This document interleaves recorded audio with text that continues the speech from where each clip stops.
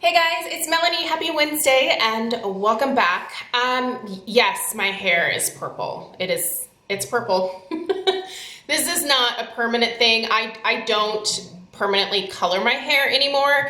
If you're new, it is naturally gray. I will link what I am using on my hair in the description box down below. It's just the Color purple conditioner, and you basically just use it like a shampoo. It's great because it's just a one-step process, so it's like a shampoo and a conditioner in one, and it does deposit color onto my gray. I am not completely 100% gray yet, and so whatever is still my natural dishwater blonde, which is mostly like the back here, it just gives it kind of this like really neat like steely gray look. It's very interesting what it does to my hair, but anyway, I like it. I don't do color in my hair very often, and really blue and purple are the only colors that really take in my hair. So I just figured for October it was something a little different, something fun. It does shampoo out, so once I'm bored of it, I can just use a clarifying shampoo for a couple days in a row and use a really nice hydrating mask, and it'll slowly wash out of my hair. So if you don't like it, that's okay. It's not permanent, but thank you in advance to those of you who will let me know how you feel about it. And it's mostly the people who don't like it that like to point it out. But anyway, I love it. I'm happy with it. All right, you guys, let's talk some oily skin tips and tricks. Your girl is, I'm gonna be 43 next month, and I really thought that by the time that I was in my 40s that my oil production would, I guess I just kind of thought it would just like stop. Like I would get to this point where I would be like an older adult woman and I just wouldn't have oily skin anymore. That's not what is happening. My oil production still it's still like up and down depending on the time of year. We are now coming into the fall, and I am not nearly as oily during the fall months. I do find that my skin sort of levels out a little bit more, but I do still use a lot of these tips and tricks that we're gonna be talking about today on almost a daily basis. One of them I just use on special occasions, but on a daily basis, I do pretty much all of these things every day, if you will. So these are just some tips and tricks, some products that I use that really help with not looking like a total grease ball halfway through the day. Things that I do that help my makeup wear a lot longer, because if you do have oily skin, you know that once your oil starts to come through, it literally just lifts your makeup off your face and just it slides down, right? Like it's super frustrating. I totally get that people with dry skin have like frustrations about their skin. You know, you guys deal with probably texture from dry patches, things like that. So, you know, you have your own issues. I totally get it, but it's really frustrating with oily skin because it can take a little bit of work to figure out what works for your skin. So hopefully some of these things work for you. And if not, I still think they're worth a try because pretty much all of them are very inexpensive, if not free. So let's get into it, guys.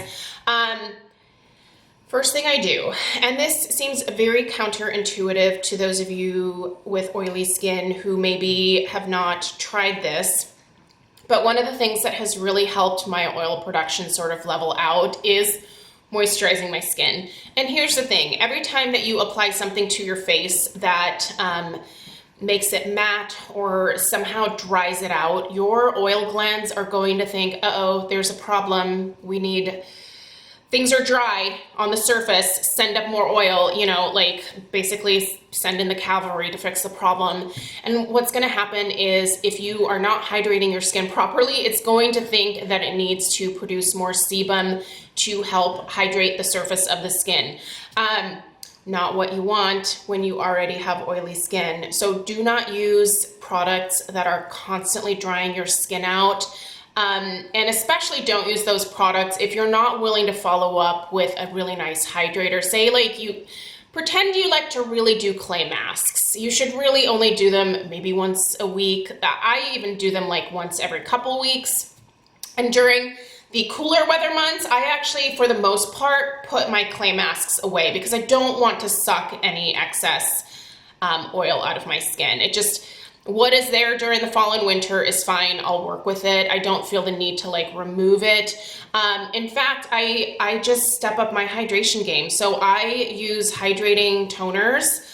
I use hydrating essences. I use moisturizers on my skin. So I try not to use moisturizers that are too terribly heavy. I don't need something crazy occlusive like an Aquaphor type texture, but I do like either gel moisturizers or lightweight moisturizers that will give me just that little bit of a surge of moisture at the end of my routine that don't like overload my skin with excessive moisture, if that makes sense. I will list a few of my favorite oily skin moisturizers in the description box down below. You can find that below this video. And I'll try to make sure to have a few different price points, but moisturizer skin is tip number one. Tip number two that I do that you see on a lot of my powder foundation routines is that I actually apply a powder to my face before I go in with my powder foundation. And I will link one of my recent powder foundation routines in the description box down below as well so that you can actually see that in action. But I take a makeup sponge, like this here is a beauty blender, and then whatever powder I'm using at the moment. Today, for example, I use the Tatcha, the silk powder. And basically I just take the dry sponge and put it into the powder, press it in there, and then press that onto my skin. Now, basically all of my skincare is done. It has had a chance to really soak into my skin. So I like to wait about 20 minutes after I apply my SPF to begin with my makeup, just so that this fully settles into the skin. One of my favorite SPFs, by the way, for oily skin is this one right here. It's the Paula's Choice Super Light Daily Wrinkle Defense SPF 30. I'm almost out of this. I need to place an order with Paula's Choice for sure. This one's fantastic, but I like to really let that SPF settle onto my skin, and then I literally just press the powder in, and then I go in with my powder foundation on top of that. And it really does help to hold the excess oil at bay throughout the day. You would think that if I'm using a powder foundation, that step wouldn't be necessary, but I can tell you that I see a difference on days where I don't do that powder first, and I just go straight in with powder foundation. I find that my skin looks shinier towards like the middle end of the day, and when I do this step, big difference. Matte much longer into the day, and I feel less of a need to blot and try to like fix things at like 3, 4 in the afternoon. So I would suggest trying that. And if you use liquid foundation, I don't know how you do it because liquids have never worked for my oily skin.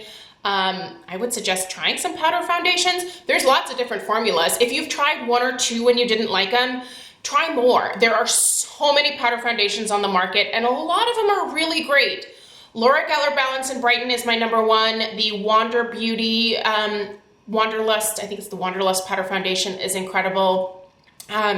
Even the Bare Minerals, Bare Pro powder foundations are great. I love the Fenty powder foundation. There's so many powder foundations. Just try a few and see if maybe you can find one that you like. I just think it's like the best for oily skin.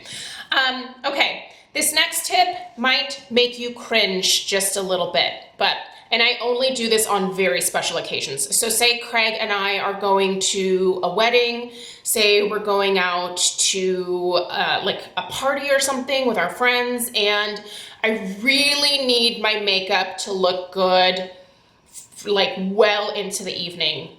If that is the case, I will do the following. And this sounds insane, but I learned of this little trick back in 2000, I think it was like 2006 that I found this on Makeup Alley. Do you guys remember that website? It's milk of magnesia. That sounds crazy, right? But basically, you take milk of magnesia, and you don't get like the flavor, you don't need mint, you don't need cherry. I will link what you need in the description box down below, and you don't have to buy it from Amazon or whatever. You can go look for it at CVS or Rite Aid, but I'll link the one that you should be using in the description box down below. You take a little bit of that milk of magnesia, you shake the bottle up, you pour just a little tiny bit into the palm of your hand, and again, take your beauty blender. Usually I like to have the beauty blender kind of damp if I'm going to do this technique.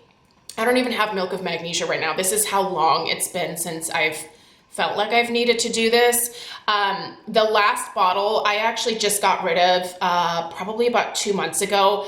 I hadn't used it very often, and so it got kind of dried up. Anyway, it doesn't matter. So you take it, you dip your sponge in here, and then you press it onto the very oily areas of your face. And you just kind of like blend it into the skin. I realize this sounds insane, you guys. And you do have to either follow up with a skin colored powder of some kind or your foundation afterwards. You can use this with liquid foundation, you can use it with powder foundation, but you basically apply that to your skin. You will have a little bit of like a white cast. And this is why it helps to have the beauty blender be kind of damp, because then you can go to the other side and sort of like soften that white cast a little bit. This side here where you just have like the damp beauty blender and not the milk of magnesia. And you just sort of basically like smooth your skin out and then you let that dry and then you go in with your foundation. That milk of magnesia, I don't know why it does it, but it absorbs all the extra oil that will come through. Now this is going to give you a very matte look to your face. If you want to add some dewiness into it, you'll probably have to go in with some kind of setting, like dewy settings. I don't know why you would do that. If you have oily skin, you're not gonna wanna like have a dewy look to your skin. But if you like that really matte look, that is a way to get it. You should not do this every single day. It is reserved for special occasions only, and definitely wash your face really well at night. This will disrupt your skin's barrier if you do it too often. So this is not an everyday kind of thing, but if you really need to not be oily for an event, that is the #1 thing that I have found that keeps the oiliness at bay. So the next time that I go down to Target, I definitely need to grab another bottle of the milk of magnesia and just have that on hand. If you don't use it for, you know, other things, for its intended purpose, just get like a really small bottle of it. You need so little, like you really just need a little tiny bit on your sponge to put in the oily areas. So for me, that would be the forehead, the nose, the cheeks, the chin. I kind of put it all over my face, but you can just concentrate it in the areas where you're most oily. And then the last tip is, this is gonna be super free. Now don't be a weirdo about it and steal a bunch of napkins, but my favorite like blotting sheets or blotting products are not the ones that you buy. You know those tiny little like blotting sheets that you can buy? Yeah, my face is enormous. I go through like 4 or 5 of those just trying to blot all the oil off my face. Here's what I like to do. These napkins, and it's these napkins especially that have like this kind of like natural color to them, like they're not bleached. For example, this is from Starbucks. Every time Stella and I go through a Starbucks drive-through, which is fairly often for us because she likes the bacon Gouda egg sandwiches that they have there. This girl is obsessed. They always hand me like a huge wad of napkins. And for the longest time, I just had this massive stack of napkins in my car. And one day I was sitting, I think I was actually waiting to pick Stella up for school, and I looked in the rearview mirror and I was like, wow, whoa, my face is so shiny. So I took one of these napkins out and then just blotted my face with it. There's something about the like texture of these, and these are 100% recycled fiber. Maybe it's that they're recycled, I don't know, but these pick up oil better than any blotting sheet. And hello, surface area, like I can actually like, this fits my face. Some tiny little like sheet. No, I have way more oil than that on my face. So these are great. Like you can obviously, like I could rip this one in half and get a couple uses out of it. But I just always have these in my car, which is where I typically notice the oil. But just keep these napkins. A lot of times I know we just throw things away when we're cleaning out our cars. If you're at a Starbucks, you know, and you're grabbing a few napkins, I think these are worth trying. And there's other like fast food restaurants that have similar types of napkins. We just visit Starbucks the most, which I know it's not great coffee, but they have that sandwich that Stella loves. So, but these are great. These absorb way more oil for me, and they do not disrupt my makeup. I literally will just press this onto the oily areas of my face, and it doesn't disrupt the makeup.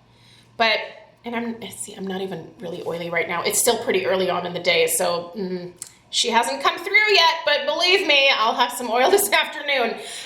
But yeah, these are great, and free.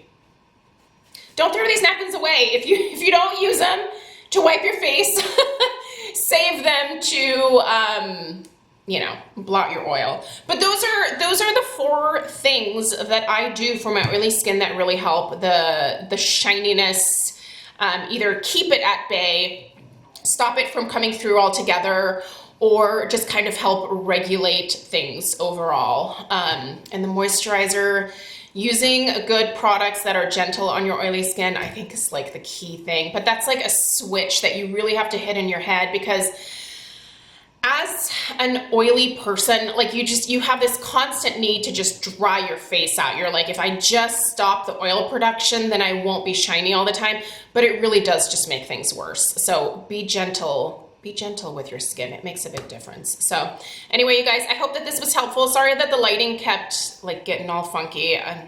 It's sunny today. I don't love the sun, but here it is. Anyway, you guys, have a great rest of your day, and I'll see you in the next one. Take care. Toodaloo.